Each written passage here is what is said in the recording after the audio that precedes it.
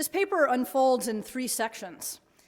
The first focuses on the project of reading in translation.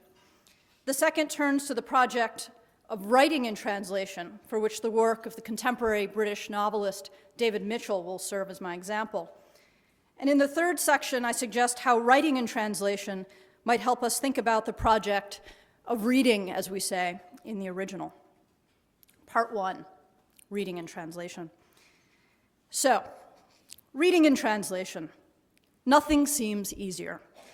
It's too easy, in fact. Isn't that the problem?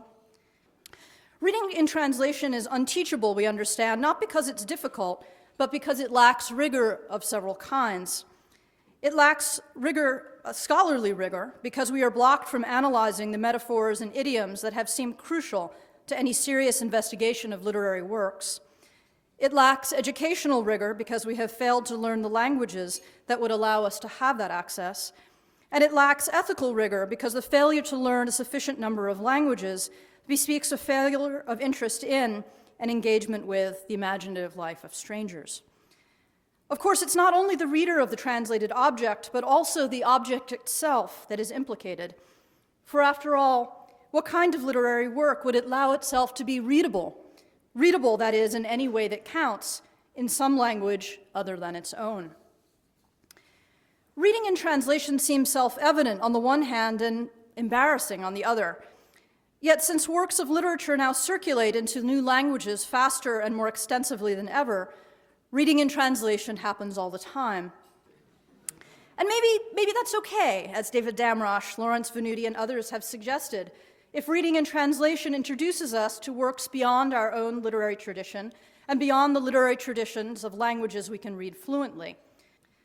To help us read in translation better, both Damrosch and Venuti have penned instructional essays designed to make our experience with translated works both more appreciative and more complex. Echoing the title of Mortimer Adler's classic, How to Read a Book, from 1940, Venuti's How to Read a Translation from 2007 updates and rejects the new critical emphasis on the author's singular genius by asking us to understand the translation as a work in its own right.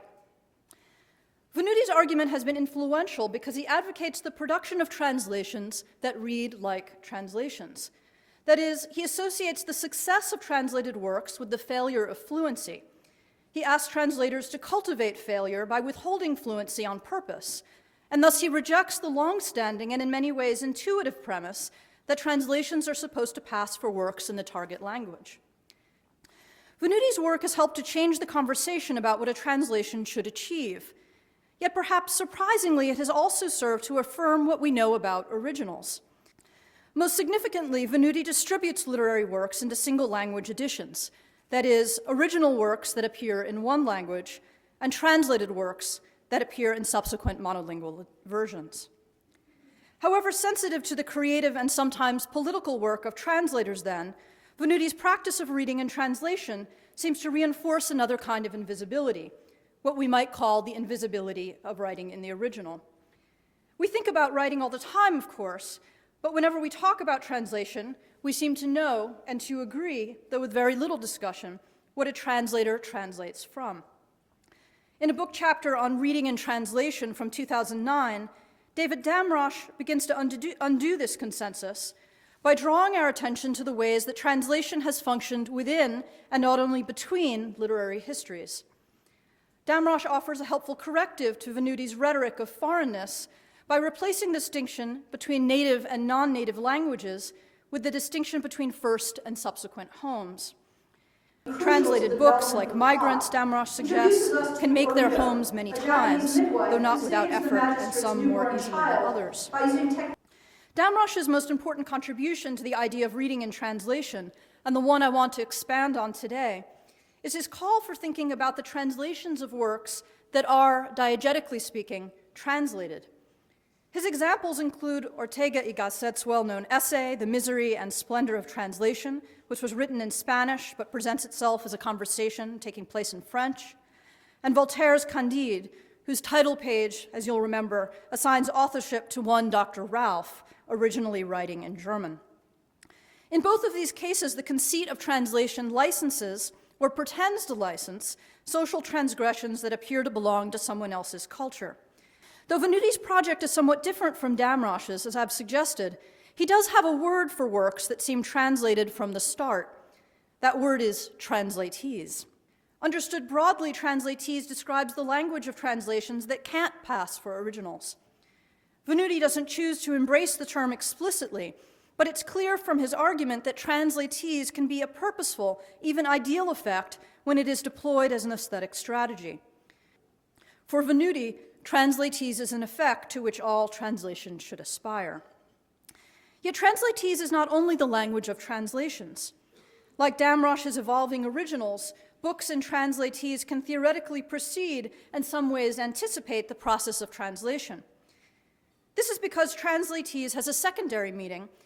Translatees, or its sister term, the ever lovelier translationese, can refer to the language of works that seem designed for translation, that seem to imitate actual translations, or that seem to have incorporated or accommodated the process of translation within them.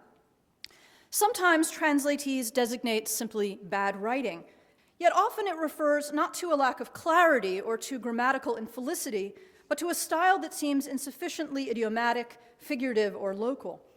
Writing critically of what he calls the new global novel, Parks dismisses any literary work that does not revel, as he puts it, in the subtle nuances of its own language. For his part, Venuti seeks to resist the assumption that non-fluent or non-idiomatic writing has to be bad, and therefore he suggests that translatees could have a more neutral meaning and sometimes a positive one. Books and translatees may be literary works whose relative lack of idiom promotes the impression of translation, even when the literal process of translation hasn't taken place.